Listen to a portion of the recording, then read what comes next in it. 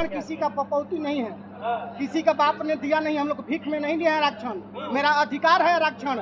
आप हमको दबाए हैं तो हमको उठने के लिए आरक्षण मिला हुआ है। आरक्षण आज तुम खत्म कर दो, हमको आरक्षण नहीं चाहिए। बराबरी में आके बैठो। तुम भी सरकारी स्कूल से पढ़ के परीक्षा दो, हम भी सरकारी स्कूल से परीक्षा देने के लिए तैयार हैं। निकलता है कौन? तुम पढ़ेगे इंग्लिश मीडियम में, हम पढ़ेंगे खिचड़ी वाला स्कूल में, और तुम बराबरी हमसे करने चले हो। मेरा भी पूर्वज इस भारत का जमींदार था।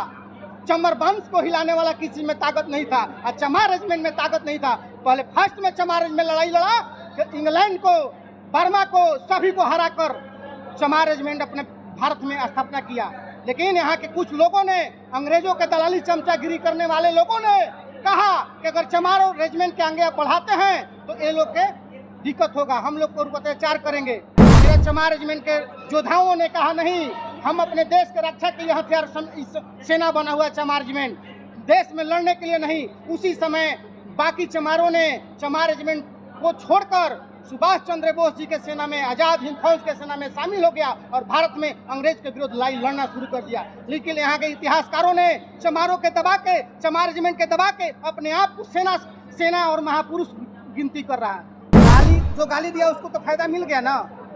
हम आज भी कह रहे हैं स्वर्ण समाज से कि आप महापुरुषों के गाली देना बंद कर दीजिए ना। तो आप एक गाली दीजिएगा तो 1000 गाली हम लोग देते हैं, आप देने के लिए मजबूर मत कीजिए। इसलिए स्वर्ण समाज भाइयों से आग्रह है कि अपने समाज में लफुआ जैसे लोग हैं उनको शांत कीजिए, नहीं तो चमार में भी एक से एक लफुआ है। आप दबे हैं तो सिर्फ बिहार में चमार से दबे हैं।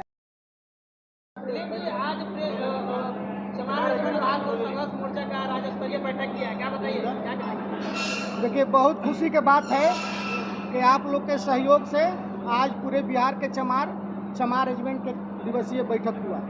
इस बैठक में निर्णय लिया गया कि प्रदेश स्तर को मजबूत करना है, उसके बाद जिला में मजबूत करना है, जिला से प्रखंड, और प्रखंड से पंचायत स्तर चमार रेजिमेंट एक सेना की तरह मजबूत करना है।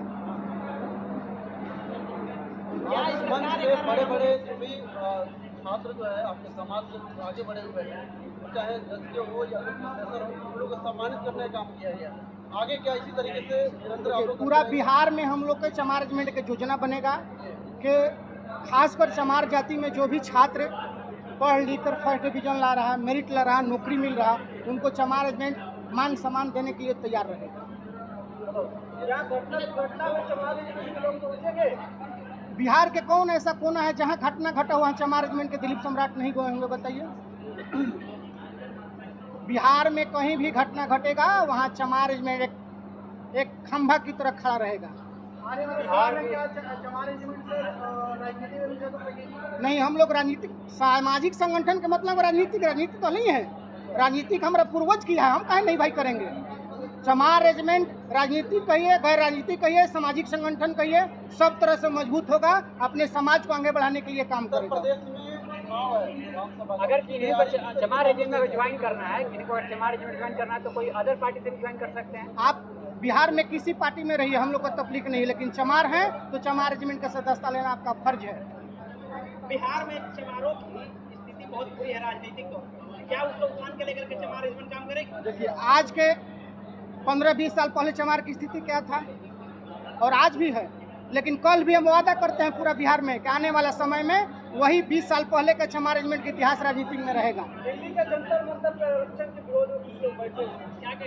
देखिए, आरक्षण किसी का पपौती नहीं है, किसी का बाप ने दिया नहीं, हम लोग भीख में नहीं दिया है आरक्षण। मेरा अधिकार है आरक्षण। आप हमको दबाए हैं तो हमको उठने के लिए आरक्षण मिला हुआ है। आरक्षण आज तुम खत्म कर दो, हमको आरक्षण नहीं चाहिए। बराबरी में आके बैठो।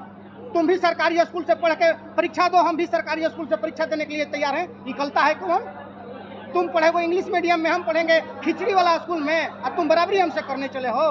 तुम भी बोझा, धान के बोझा जैसे धान हम लोग काटते हैं ना, तुम भी आओ काटो और तब चलो स्कूल, तब मालूम चल जाएगा। सुबह उठ के धान बोझा ढोवो और 9 बजे स्कूल चलो, तब तुमको ज्ञान हो जाएगा। किसी का देन पर जमींदारी गिरी बंद करो। मेरा भी पूर्वज इस भारत का जमींदार था। चमर वंश को हिलाने वाला किसी में ताकत नहीं था, और चमार रेजिमेंट में ताकत नहीं था। पहले फर्स्ट में चमार रेजिमेंट लड़ाई लड़ा कि इंग्लैंड को, बर्मा को, सभी को हरा कर चमार रेजिमेंट अपने भारत में स्थापना किया। लेकिन यहाँ के कुछ लोगों ने, अंग्रेजों के दलाली चमचागिरी करने वाले लोगों ने कहा कि अगर चमार रेजिमेंट के आगे बढ़ाते हैं तो ये लोग के दिक्कत होगा, हम लोग को अत्याचार करेंगे। उसी समय अंग्रेजों ने चमार रेजिमेंट के भंग किया और बोला कि आप देश के विरोध में लड़िए।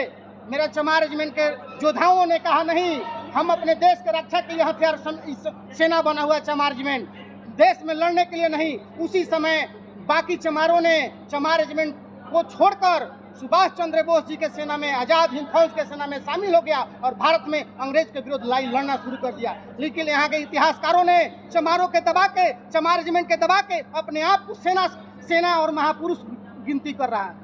सरकार से लड़ाई लड़िएगा, सरकार से मांग कीजिए चमार रेजिमेंट जो बहाल। मेरा आज भी लड़ाई है, मेरा कल भी लड़ाई रहेगा सरकार से।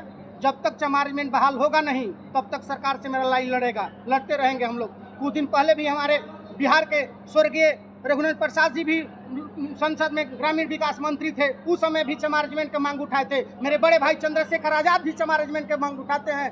जब तक हम लोग विधानसभा संसद में जाएंगे तब तक मांगेंगे, अगर नहीं सुनेगा तो हम रोड पर उतरने के लिए मजबूर हो जाएंगे चमार रेजिमेंट को मनवाने के लिए। भारत में चमारों की अच्छी खासी आबादी है, लेकिन फिर भी जो इग्नोर क्यों किया जाता है?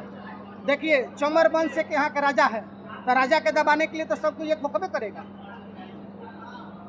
राजा को दबाने के लिए कौन समाज एक नहीं होगा। तो चमर वंश का इतिहास है, ये देख लीजिए, ये देख लीजिए, ईशान है। हम लोग एनी टाइम अटैक मूड में रहते हैं। जिस समय अपने आप पर आ जाएंगे चमार रेजिमेंट तो किसी को छक्का छोड़ाकर पानी पिला देंगे और दूध की इलाज करा देंगे कि देख लो छठी का दूध तुम्हारा याद हो गया। लेकिन हम लोग मूवमेंट में नहीं हैं, हम बाबा साहब के संविधान को मानते हैं, हम बाबा साहब के नियमों पे चलते हैं। हम आज भी कहना चाहते हैं कि चमार पर अत्याचार करना बंद कर दो, अगर नहीं तो मजबूरन हम लोग के संविधान को नहीं मानना पड़ेगा।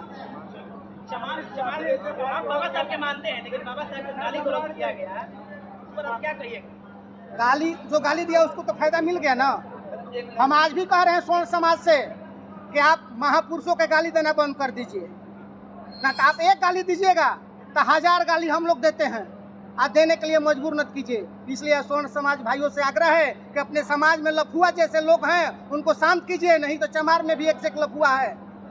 आप दबे हैं तो सिर्फ बिहार में चमार से दबे हैं, आपको नहीं मालूम है तो मालूम कर लीजिए। जितना लड़ाई लड़ा, जितना क्रांतिकारी पार्टी, अगर लाल सलाम वाले लाल झंडा वाला पार्टी है, वो चमार के बल पर टिका हुआ था बिहार में। अब फिर मजबूर में चमारों के लाल झंडे में न भेजिए। स्वर्ण समाज के लोग आप सावधान रहिए, भाईचारा में रहिए, भाईचारे के बात कीजिए, किसी महापुरुष के गाली न दीजिए, ना हम दे ना आप दीजिए। वो तो कह रहे हैं लोग ना कि हम लोग खुलेआम नंगा करके उन लोग की तस्वीर जलाएंगे महापुरुषों के। अरे तुम जिसको दिल में बसे हैं भगवान, उसको तुम क्या जलाओगे? बाबा साहब, संत गुरु रविदास, बहुजन समाज के सभी महापुरुष बहुजन को दिल में बसे हुए हैं, तो तुम जला के क्या करोगे? तुम्हारा मनुस्मृति हम लोग जलाए हैं, तुम्हारा सब चीज जला कर नाश किए हैं हम लोग, तुम हमको क्या जलाओगे? तुम जितने जलाओ ना उतने मेरा मजबूती होगा संगठन। मैं बहुजन एक हो जाएंगे ना तो तुम्हारा जलाना बंद हो जाएगा।